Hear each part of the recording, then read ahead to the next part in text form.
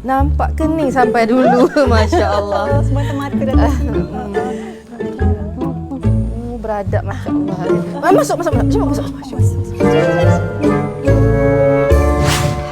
Masya Allah. Nak makan kek? Tak pernah rasa sedap macam ni. Masya Allah. Macam ni nanti.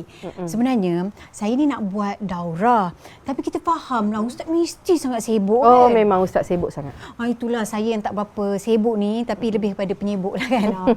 Sebenarnya, kita buat macam doa selamat, tausiah, makan-makan kat rumah nanti. Okey lah kan? Oh, Masya Allah. Bagus sangat idea ni. Masya Allah, memang saya rasa bagus lah. Sebelum saya datang ke rumah hati, memang saya dah rasa bagus lah kan. Sebab ini sebenarnya tanda-tanda untuk kita nak ucapkan terima kasih kepada Ustaz. Jazakumullahu khairan kathiran jiddan. Yang selama ni telah memberikan ilmu kepada kami. So kami semua rasa macam kehilangan. Macam tu. Kenapa semua sangat? Dahsyat, tapi itulah maksud dia. InsyaAllah. Masya Allah. InsyaAllah. Nanti bagi tahu. Ini rahsia kita. Tak boleh beritahu Ustaz. Surprise. Tak boleh beritahu. Oh, kalau macam tu macam mana majlis tu?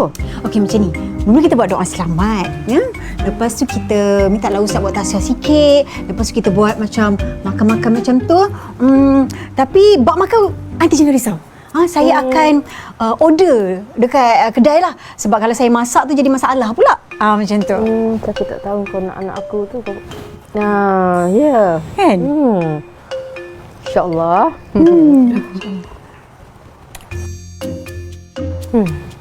Macam aku tak tahu kau baik dengan aku, nak buat ni semua nak tackle anak aku kan? Air sejuk je lah. Tuang aja bersusahnya. Tak susah. Tuang aja. Alah. Minum air sejuk kan? Minum je. Kopi tadi dah habis pagi, dah habis kopi tadi. Aduh, sedap. Yang ni pun dah sedap. Ni. Ini ke kalau yang kau order ni, tengok dulu. Sekejap, aku minta kali. Sekejap oren. Betul lah, 3 ni kan? Kau tak jual dekat Alawiyah ke? Dia mesti beli. Dia tu memang macam aku, kaki shopping juga. Ni, kau cakap pasal Alawiyah kan? Aku dengar kata dia tu belagak sikit kan? Belagak? Kenapa pula kau kata dia belagak?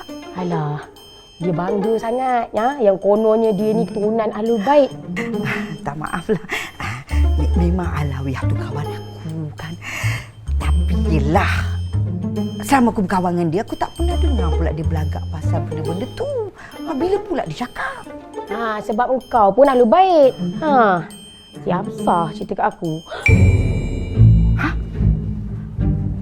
Hamzah?